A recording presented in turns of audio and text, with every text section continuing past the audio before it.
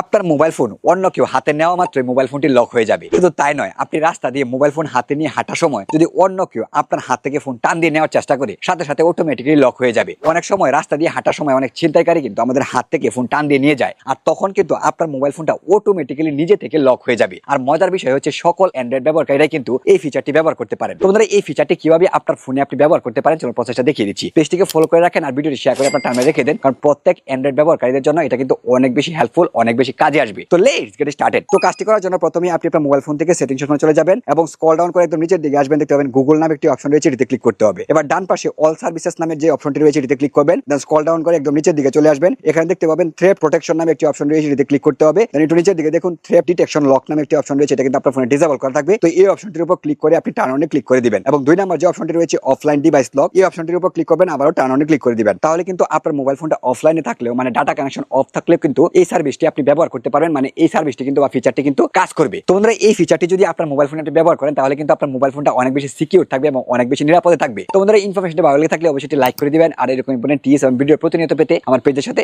যুক্ত থাকতে পারেন। ধন্যবাদ।